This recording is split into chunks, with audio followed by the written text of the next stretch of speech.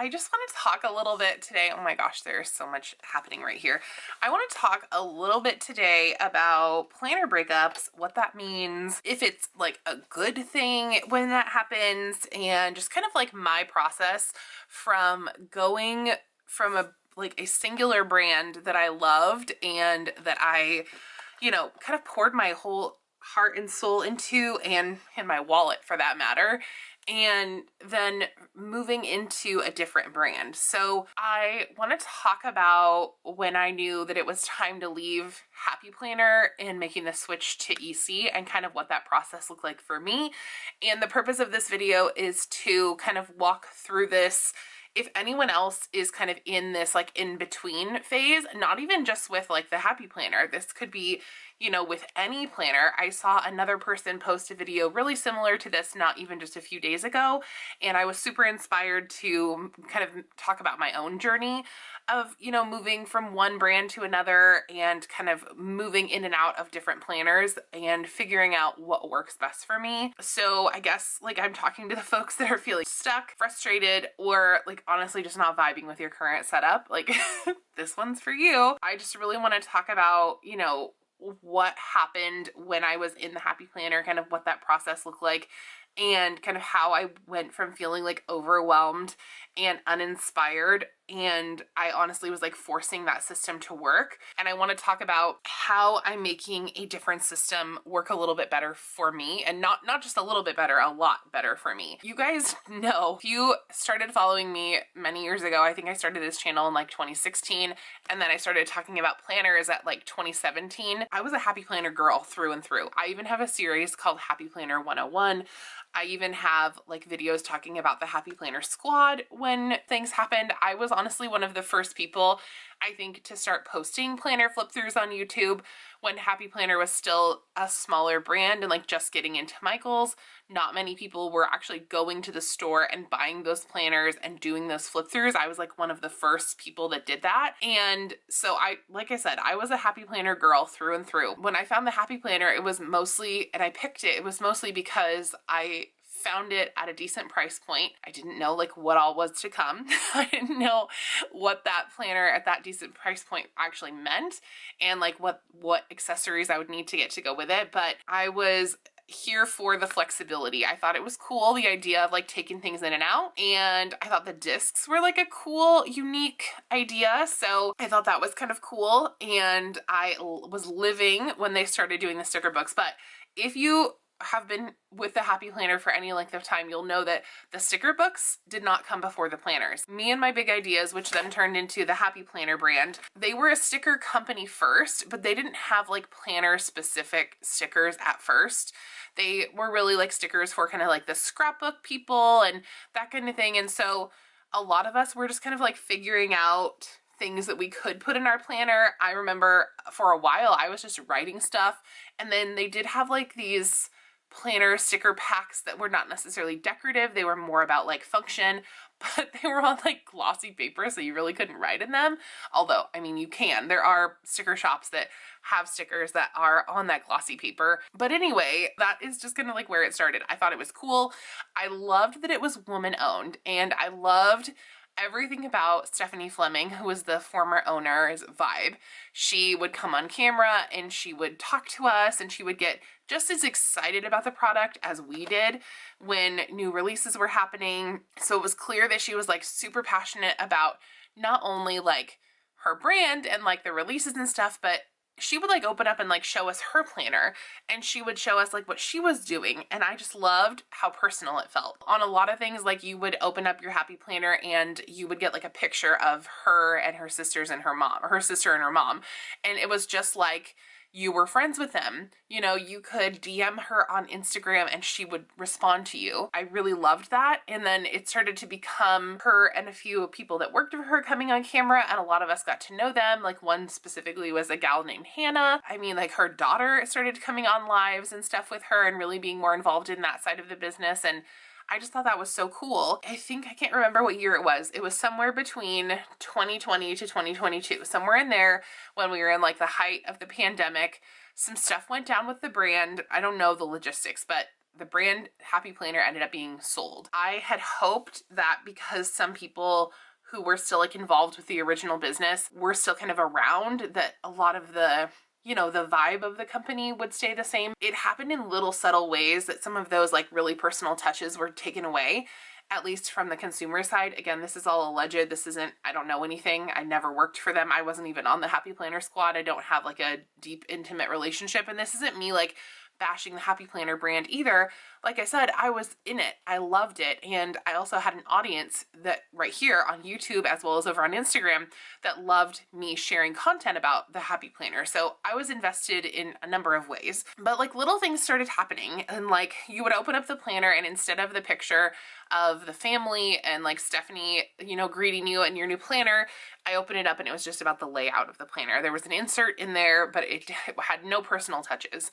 And then more subtle things started happening. Like they tried to keep the culture of like those lives happening with the releases, but then they started posting stuff to the website like the day before, so nobody really went to those lives anymore. And it really was like a subtle shift. And then they kind of fell off with their YouTube presence. Like I don't even know that they have like as a brand a YouTube presence right now. And that was another way to connect. Other than the Instagram lives, I don't really see them doing a lot.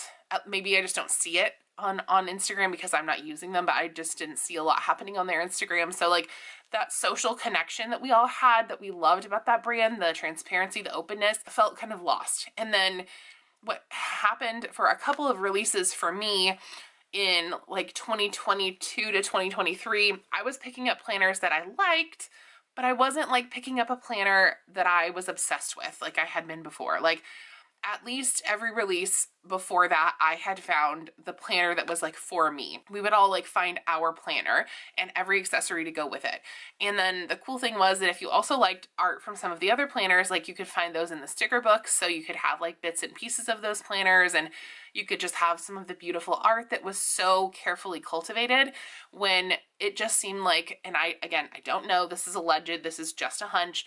It seemed like they went from having like an on-site design team that designed their art, like these designers, to like just purchasing random clip art. They had exciting concepts like the squad goals and they had all of these things. These are the things that I loved. It started to lose this creativity, it didn't have the Happy Planner girls anymore. There wasn't like this excitement and this like, go find it mentality to like run out to the store and see if you could be the very first person to find it and show it to all of your friends and really like connect. Like I didn't find that was happening anymore. Each release started to feel like it was like a copy of the last. The art just started to feel stale. The things that they were trying just didn't make sense. So there was some innovation, but it was like, well, who asked for this? And then like the brand collabs really started to turn me off. Like at first I was super excited when Happy Planner partnered with Disney, but seeing it like over and over and over and over, like that was just not it for me. I'm a self-professed not really like a Disney girl. I like them. I like Disney. I'm just not someone that I'm just not really in it. I'm not in that Disney culture. And I know there are people who are totally in that. And if that's your jam and that's why you gravitate towards the Happy Planner, I'm totally down for that. I love that for you, but it just wasn't for me. And I also was starting to have issues with like paper quality, and I felt like there was some dishonesty there. I felt like from the beginning of the brand to right now, the paper quality has degraded, and whether that's like they're going through a different supplier or they're just using different paper, I don't know. I'd noticed that like I would put down a sticker and it would rip if I needed to move the sticker. I was having so much trouble with that. And I kept trying to say, oh, I don't care about paper quality. It's fine. Like when people would talk about, people in the community would like make fun of the Happy Planner paper quality. Like that is like a running joke in the community that the paper quality is just not that great. I would always say, I don't really care about that. I just like how cute the planners are. And I felt like I kept having to like justify that to myself. And then I also started to kind of like reevaluate. Like once I wasn't super excited about how the planner looked and how the planner made me feel, because for me to be excited about working in my planner, it's got to make me feel something. And I don't know if that's you guys too, but I have to be like excited to get in my planner. That's why I put so many stickers down. That's why I redecorate my cover all the time, why I constantly add things in and out. I need it to be that functional part that really like helps me to be motivated in my life, but I also have to be excited about the planner that I'm picking up. And so once I wasn't excited about it anymore, again, I started to notice things. I started to notice like that those releases started to feel repetitive, the paper quality was degrading, and that I was just spending so much money trying to make a system work that just wasn't really working for me anymore. I wasn't vibing with the stickers. I was having to like DIY and like cut things apart and franken plan so many planners together. And, you know, I would buy things like I would buy a mini planner to see if that would work for me. I bought like a skinny mini planner to see if like I could add that into my system and if that would work. I tried the skinny classic, you know, to see, okay, I need a regular planner and an on the go. I was just, you know, and then there's like the pressure of the community and like, oh, this person posted about this, so like I want to try that, which that is on me for sure. But like, then I would try, you know, I'd pick up something cute like this that was like decorated on the inside when I clearly need like a neutral layout. Like something like this is not going to work for me, but I bought it anyway because it was so cute and I couldn't say no. And did I use it? No, I absolutely didn't. And then I was putting together like planners that were specific for events. Like I would have whole planners instead of just writing this stuff or making like a special place for it inside of my current planner or using a notebook or something. I would like make whole planners for going to a conference, which this is a little bit different because this is more like memory keeping and planning, but like I didn't really even like write anything in here. Like I would make this stuff and like DIY it and be like, oh yeah, I could totally do this. And then I wouldn't even write in it. Same thing goes for like a Christmas planner. I would make like a whole Christmas planner and then I wouldn't do anything with it. Like I was just putting things together and honestly showing them on camera and then like putting them to the side and pretty much never using it again. And I didn't like that. And then the other part of it is I was trying to like be so detailed in every part of my life that I had a separate planner for my life. I had a separate planner for work. I had a separate planner for, you know, on the go. I had a separate planner for wellness. I had a separate planner for social media. I had a separate planner for every single part of my work and life and all the things. And I would separate it out and I would just get so overwhelmed because I would say, okay, well, I need to decorate all of these planners. How am I going to keep up with this? I have no idea what I'm doing. And I had hoped that like I would be able to have some of that accountability here on YouTube and like, oh, well, if I'm filming on camera, then I'm totally going to be motivated to go ahead and just plan and use my stickers and stuff. But I was not. That's why I think a big reason why I would disappear from this channel for weeks on end. I would like have to think, okay, well, I have to like fix up my planner and I have to write in it before I like go on camera. And like, I can't show these people this empty planner. Like, what are they going to think? I'm promoting this brand that I'm trying to make work so hard and it just wasn't. So the joy was really gone. I used to love like sitting down with my planner, but it started to feel like this like routine that I had to keep up with. It wasn't like joyful and fun. It wasn't a creative outlet. I just felt myself like avoiding it or like rushing to get it done. Like I said, planning used to be my creative escape and I feel like it is back to being that now, but it started to feel like a routine, not something I looked forward to. And then I would keep fixing my system. Like I said, I would have planner setups like every month where I would take things in and add things out of my planner and I would just do so much to try to force it to work. I was buying more inserts. I was buying different colored discs. I was trying different layouts. I went from a dashboard to a vertical to, you know, I was just trying all the things to try to force it to work. And I feel like that is a huge red flag for when it's time to reevaluate your system. And then this might like sound kind of crazy, but the flexibility of the Happy Planner became like a source of stress. I was constantly trying new systems, adding sections, switching discs and layouts, and I honestly just felt exhausted. I had built this like Franken planner, which at first I thought was really cool, but then it like started to kind of be overwhelming and I would avoid looking at it. It was like I had created a monster with 5 different planners in one and I wasn't using any of them. Like maybe I was using for my life planner, but honestly, like not really even that. I was buying things because I felt like I had to keep up. I felt like I was kind of on the outskirts of being one of the like happy planner influencers, but I wasn't really like in that club because I had never been on the squad. Like Happy Planner had sent me like one box ever in their entire existence, even though I had done free promo for them for years and years and years. They sent me one box, which was really insulting. I never had a paid collab with them. I never worked directly with them for the squad. And I just felt like I was buying everything because either I'd miss out or like I wouldn't be in that club anymore. Like I wouldn't be showing things during release time. I was planning then at that point, like I was buying things and planning for content. I wasn't really planning for me anymore. And I didn't like that. I always said that I wanted everything on my channel to be like very genuine. I wanted it to be like to show something real.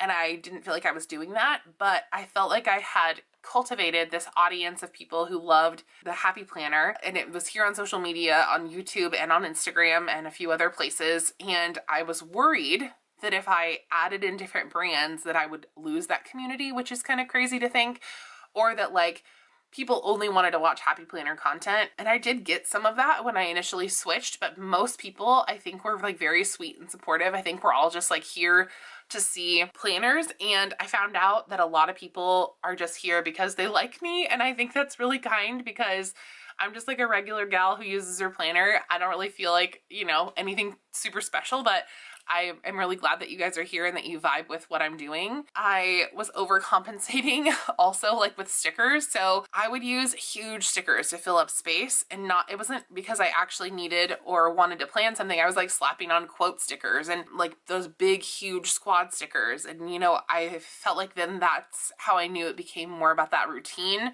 rather than like about anything being functional again. And I would like add the stickers. I would do the plan with me here on YouTube and I would add those stickers in, but then I wouldn't like write anything in, or I'd write just a couple things while I was on camera, but I wouldn't like check in on anything during the week. I wouldn't bring my planner upstairs from my office. My office is downstairs, and so if my planner is downstairs, how can I write in it throughout the week? So I was like avoiding it, which is crazy. And I guess like back to like trying to help you guys identify where this is happening for you. If you're like finding yourself constantly trying to make it work, or if you've like stopped looking forward to your planning time, it might be time to just like even reassess. So even if you still love discs, are there other brands of people who make disc things where you could still use the stuff that you have, but maybe like, I don't know, seeing if there's a better brand that can work better for you? Like, I don't know, it just might be a time to reassess your system. I think it's cool that the planner community just has so many things for all of us to take a look at, but that can be overwhelming. But I don't know, I think if you're feeling those things like I was, it might be just time to even like think about reassessing. Okay, so the moment that I realized that I thought I was going to switch. And mind you, I had bought an EC planner before, I think in like 2023, because I had been thinking about this for a while, but I had opened the box and I didn't love the planner. Like when I opened a Happy Planner box, I was excited. And part of that was because I got to show it to all of you guys. I was like, oh, this is so cool. You know, everyone's going to love what they see here. But when I opened the EC box, I was like, well, I don't even know if anybody's going to like this. I don't know if I like this. This is so different. And so I actually ended up giving it to a friend of mine. I didn't like the cover. It was just kind of blah at that point. But then like fast forward a little bit, I was planning a very busy week and I was actually like looking at some new release stuff, and I realized that I didn't like anything in the release. I was like, okay, well, I have to buy a new planner for the upcoming year, and I don't like anything in this release, and I haven't liked anything in the last like 2 releases. Like everything was fine. Like I probably could have picked a planner and it would have been okay, but I just didn't have that joy. You know, I realized that I was planning and I was super busy and I was trying to figure out how I was going to fill in all these spreads, and I just felt like I was working against my system rather than with it. You know, like I said, I had already been buying the Erin Condren Life Planner and watching other creators like set theirs up. And one day I just said, I added it to cart and I didn't look back. And I said, if I'm gonna still share this on YouTube, people are just gonna have to like it. And maybe like maybe I'll be wrong about that. Maybe folks will just enjoy it because I'm talking about it, or people will be just interested to see what I do in my planner, even if they do something different. And then this time when I got my planner, it had this beautiful Etta V cover on it. It was bright and fun, and it just felt like a breath of fresh air. And then when I opened it and I laid my hands on that Mohawk paper, like honestly, it was over. It was over for the Happy Planner from there. And I tried to kind of like soften the blow. Like when I first started using EC, you can go back and look at my videos, and I was like, oh yeah, I have an EC, but I'm still gonna have a Happy Planner in my lineup, trying to kind of do both and like, I don't know, do the slow ghost away from Happy Planner. But it was over at that point. The minute I got it, it was over. And what I started with was, it actually, okay, and truly, it really all started at SoCal at Go Wild. They gave us these notebooks. I went to the Anaheim EC store and they gave us these notebooks with the Mohawk paper, and I was so intrigued, and it was so nice. The coil was so nice, and even just the notebook. I heard somebody say on one of my other videos, I think it was Cloetry Plans, commented, and she said that the notebook was like her gateway into Erin Condren, and I totally resonate with that. This really was a gateway for me into the EC brand. And then this is my first EC planner ever, and it's completed for the year. I actually bought both of these last year. I bought the Daily Duo, and you can see that I did plan in it, but it just didn't work for me to have two planners. And honestly, like having an on-the-go planner doesn't make sense for me. So that's when I realized it was time to just pare it down to one planner. So this was a beautiful planner though, and I did try to use it. I also didn't love how like thick it got with all the stickers, and I'm a sticker girl. I'm not just gonna like sit down and write in a planner. I know I tell you guys you can simplify it, but I have to have all the stickers. Like it just has to happen. Yeah, the switch to EC, it was not instant. It happened over time. I was still worried about the coils. You know, I was still worried about taking things in and out and how I would do with that when I used it. But honestly, like making it work on the coil has actually been so much easier for me, because I think honestly, like I had too much flexibility with the discs. I think having to put planners together and like Frankenplan them together to make a system that worked well enough for me, rather than just like having a planner in my hands that I can't take. I mean, I could. You can definitely uncoil and recoil these, so I could definitely take things in and out if I really wanted to, but I think like having this planner and just being kind of stuck with what I have and making it work is helping me to be creative in a really functional way. But yeah, after I was doing some plan with me's and I was using my EC and a Happy Planner, and I was trying to fix that dang Happy Planner setup again, I just said, no, I'm not doing it. I just moved full force into EC only. And I think I made a video saying something like, oh, here's the elephant in the room, and I'm moving into this planner. Everything about this planner is amazing. The paper, I love the vertical layout with the extra box at the bottom. It worked super well for my brain. And when I looked at how people were planning and using the sticker kits, I felt like that really worked for me. And even though, you know, it is less customizable, it is still customizable in some ways, but it is less customizable, of course, than like a disc system. I feel like it gave me more freedom, and I wasn't constantly like questioning my system. I haven't really felt the urge to like question my system and reevaluate in a really long time. I just like planned and I got stuff done, and I'm setting goals again, and I feel like that's great. I wanted to also include like a list of questions that like you can ask yourself and like talk through yourself. I'll put these in the description box as well, but like these are things that I think you can talk to yourself about or like use to reevaluate your own system. So like, do you feel excited or drained by planning each week? I guess that's a question we'll all have to ask. Is your current system meeting your real life needs, or is it just looking cute on Instagram? And I have to say, like, that's not necessarily a bad thing. Like, if your only goal is to post on Instagram and that's why you're doing planning, I think that's cool. But if you could be like, I think if you're upfront with your audience about that, I think that's the best way to go. But if you are just like planning to have like a cute planner and you don't need it to be, you know, meeting your goals or whatever, I think that's fine. But I think as long as we're all on the same page about it, that'd be great. And then, are you using your planner to stay organized or just to justify more purchases? Are you using what you set up or just building the perfect layout on paper? So are you actually using it? Is it working for you? And then, have your routines or life circumstances changed but your system hasn't? That's another question to take a look at. Are you constantly changing your system and trying to make it work? Do you look forward to planning, or does it feel like a chore? And then are you buying things you love, or like just what's available for that particular planner? So if you answered, I would say yes to any of those, it might be time to like at least explore what options are out there. I will link to some of my favorite planner brands down below that I have heard people rave about. I've only, again, used a few of them, but these are things that I've heard people talk about, and feel free to have a conversation in the comments as well about what you're using and why it works for you, so that you can share that with other people. So maybe if somebody comes to this video and is looking to change their system, maybe they can use, you know, what is working for you as a way to explore for them. And I would say also, like, it's okay to change your system as well if that's something you want to do. Growth is very good. I think being so, you know, tied to either one brand or just being like afraid of that change can be something, you know, that we don't want to do, but I think it can be really good. I've learned so much from this switch, and you've seen lots of videos about that so far, like how I actually value quality. Like I said, I used to be a girl that was like, I don't really care about the Happy Planner paper. I don't care about that quality, but now I know that I do. And I think also I've learned like that it's super important that my planner works for me and not that I work to make my planner work for me. That it's okay to move away from a system that no longer serves you, even if it used to be like your most favorite thing in the world. I think the hardest part was like closing that emotional chapter, but I think like keeping things that are special to me or that have some meaning behind them that are kind of associated with the brand. Like, I will never get rid of my disc punch that Stephanie signed. I'll never get rid of my metal discs, probably.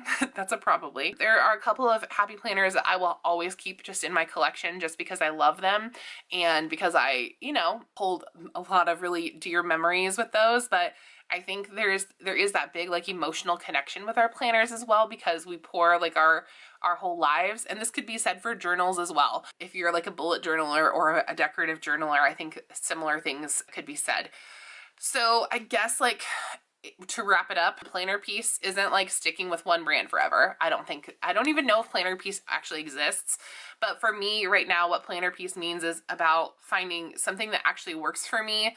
And even if that means that it has to change. So right now for me, it's Erin Condren, but it might not be forever. And for you, it might be something else. Don't be afraid to switch it up if you find that your system's not working for you. I went from this planner last year to I also have some notebooks. Like, these notebooks play like a very supporting role in my planning system as well. I do actually really use the notebooks, especially when I'm in like work meetings, but like I feel so excited and ready to move in to this planner next year. Oh my gosh, not even next year, like next month.